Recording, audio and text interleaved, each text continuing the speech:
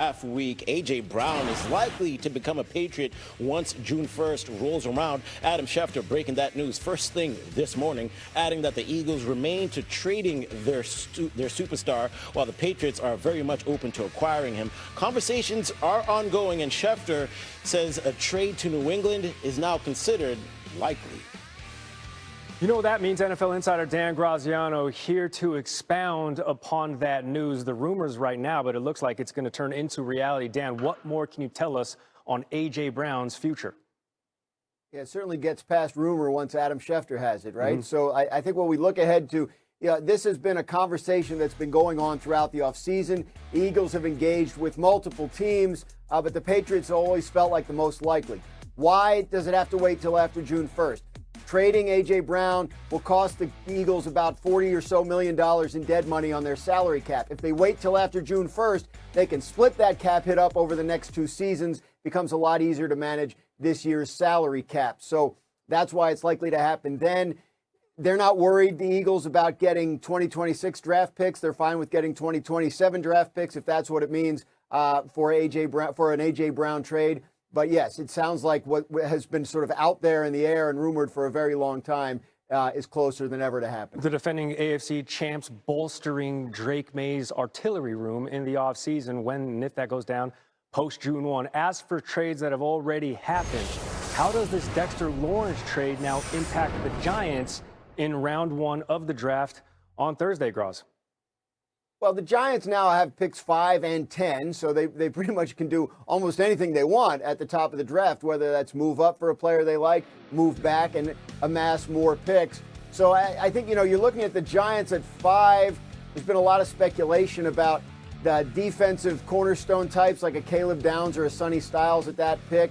They also were at Jordan Tyson's workout late last week, the Arizona State wide receiver. He's a player that they have an affinity for. So he could be in play with one of those 2 top 10 picks at this point. Giants could look to, again, maneuver in any number of different ways. That's a lot of draft capital having 2 picks in the top 10. Good to have a lot of those assets. That beats liabilities. NFL Draft Thursday, 8 p.m. Eastern on ESPN and ABC. Dan Graziano remaining on the pulse of all things NFL. Graz, much appreciated. Taylor on A.J. Brown to New England potentially after June 1st, et cetera, et cetera. But behind the scenes a little bit. There is something none of us were aware of that you have done in your life, and we all study Jason McCourty because we love Jason McCourty. So we always try to find these random notes and facts to bring up with you. Tell us about your personal relationship with the San Antonio Spurs and that organization, which none of us knew about. Yeah, really cool. One of the guys that works in player development, Caleb Thornhill, I was with him in Miami with the Dolphins, and he's now there with the Spurs, helping them do all of the things off the court and mentally focus on getting to where they're trying to get to right now. So this past summer was out in Vegas with them along with my brother, and we hung out at the Raiders facility with the Spurs players and talked about the differences from an NBA basketball player and an NFL football player. And a lot of it had to do with the different schedules and mindset. So you guys know, when as an NFL player, when you show up to training camp, we would look at our schedule, and it was from 7 a.m. to 10 o'clock at night, just something blocked in, where basketball was completely different. And starting with Wemby, they were fascinated. Harrison Barnes, De'Aaron Fox, fascinated with everything that went into football. I remember showing those guys and talking to them about being in the Super Bowl and in a game against the Rams, where in the first quarter they run that play where Brandon Cooks is open for a post, and we get to the sideline and we're talking about, we're like, hey, you got to get there on that play. And then it comes up later on in the game. We had a game earlier in that season against Buffalo where I'm watching film and I realized the receiver, when he had his right foot up, he ran an inside breaking route. When he had his left foot up, he ran an outside breaking route. And showing them this and getting them to understand so much of the game was already done by the time we showed up on a Sunday or Monday or whatever the case it was. Then we went out on the indoor, we threw the ball around. You don't realize how damn big they are. You stand there for a picture, and even the short guys are all 6'5", and I'm standing there at 5'11", and I had hoop dreams as a high school player, and that just further let me know, like, yo, you had no shot. So they have a football mindset. That's amazing. Yeah, it's You see it and hear it with Wemby throughout the entire season, just how focused they are. They all wore the same outfit to the game last night. Like, that was unbelievable, the amount of just team unity that they want to show. Okay, but Wemby specifically, what impressed you the most about him? He actually was out there, like, making juke moves, and he was catching the football. Like, Who knows? Maybe he could have been a tight end in another life. Oh, my God. Jason McCourty joining us, ESPN NFL analyst. All right, let's turn our attention to the NFL here. Let's start with the news that just came out today. Adam Schefter put it out there. As he said, it is likely that A.J. Brown ends up with the New England Patriots after June 1st. Your immediate reaction to that? I mean, for the New England Patriots, this is a dream come true. To be able to bring in a guy like A.J. Brown that knows Mike Vrabel, understands what the expectation is under him as a head coach, but also now a weapon for Drake May, to have somebody out there. When you watch that Super Bowl, not only could they not protect Drake May, but guys couldn't get open against that stifling Seattle defense. So now you have a guy like A.J. Brown that you can line up on the outside, and he can create mismatches, and that creates easier reads for your quarterback. You think about when Stephon Diggs went to Buffalo and how much that helped Josh Allen get to another level. Drake May showed us this past year he can get to that level with the guys he had. You give him another weapon, a guy like A.J. Brown, I think that's going to be unbelievable. It's going to be a lot of fun to watch. Let's talk about the deal that we saw over the weekend. The Cincinnati Bengals giving up the number 10 pick to the Giants for Dexter Lawrence. Who do you like the deal for more? I like it for both. The Cincinnati side of it is, all right, like, we're getting serious about going out here contending and saying we want to try to get back to the Super Bowl and bring one home. They had to look at it and say, you know what, Dexter Lawrence at 10 is better than any player we're going to draft to bring into this team. Also think there's a piece of it for the Joe Burrow side of it. Remember last year it was at the end of going into the playoffs where he was just like, when I'm not having fun, I'll be done with it. And now you're trying to help him have fun. A guy like Dexter Lawrence doing the sexy Dexy dance after making a sack. You also look at Boye Mafe, a Super Bowl champion with Seattle. They brought him over to the team. Byron Cook, the safety from Kansas City, they brought him over, a two-time Super Bowl champ. So you're adding guys to this defense that has championship pedigree that can help get them over the top. Joe Burrow now has to come across. And then for the Giants, the fact that for John Harbaugh, you're looking at it, you're a new head coach there, a proven head coach. You're looking around the locker room, you're like, I want guys that want to be here. And Dexter Lawrence, as great as a player he is and that he's going to be, they decided, you know what, if he doesn't want to be here, we're willing to move on from him. That sends a message throughout the locker room. I think the Giants are probably closer to contending for a playoff spot than a complete rebuild. I like some of the moves that they've made, and then now they have the 5th and the 10th pick. Like, you can go and walk away with potentially somebody opposite Malik Neighbors and a difference maker on the defensive side of the ball.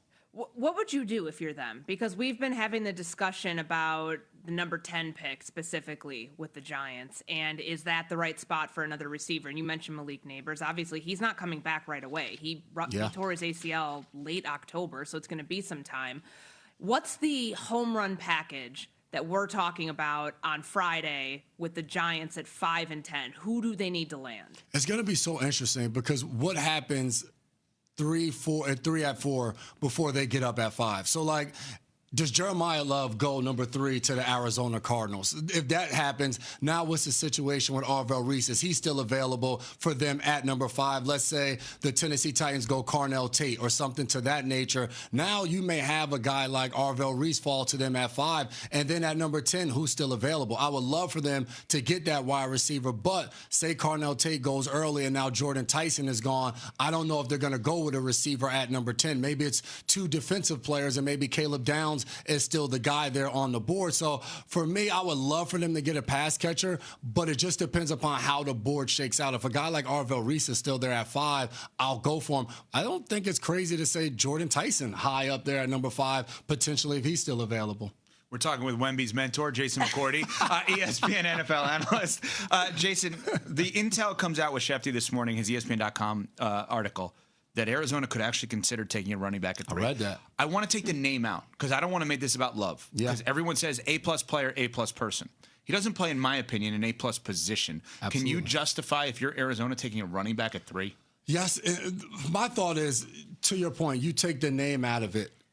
The player that everyone keeps talking about potentially as the best player in the draft is Jeremiah Love. So it's so hard to remove that part of it. If you're Arizona, you're picking, you have the number 3 pick of the NFL draft. I want to make sure I'm drafting a guy that's going to be a home run type of guy.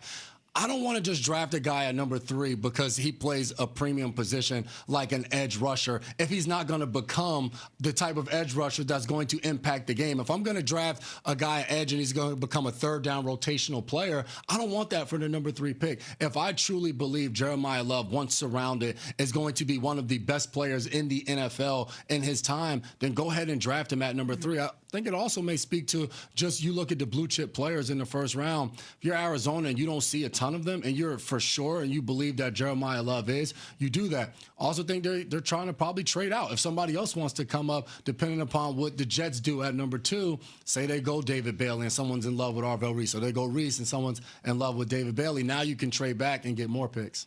A name that we're certainly going to be focused on is Ty Simpson. Yeah. Is he going to go in the first round? Where is he going to land? What teams could he potentially go to? Let's go to the host city in Pittsburgh, because we still haven't gotten word about Aaron Rodgers, if he's coming back to the Steelers or not. If they don't get word by Thursday, by draft day, that he's going to be the quarterback of the Steelers, do you like Ty Simpson potentially for Pittsburgh? I do. I think it depends upon where. I don't think even if whatever happens with Rodgers, I don't think they're going to draft him in the first round. I don't think they're going to go for that at 21. So you look at the board for Ty Simpson right now. If he doesn't go in the first round, is it Arizona maybe potentially drafting him at the start of the second round, or the New York Jets for that matter? So if you're Pittsburgh, say he lasts to the second round, do you try to trade up and get him in the second round? I think if it's going to take that 21st overall pick, I don't think we're going to see. With that said, there is all this smoke now with Arizona, as you mentioned, a team that could be in the mix for Ty Simpson because of what happened with Jacoby Brissett not showing up for the first phase of the offseason program. Am I crazy for thinking that this is kind of a lock that he's going to Arizona?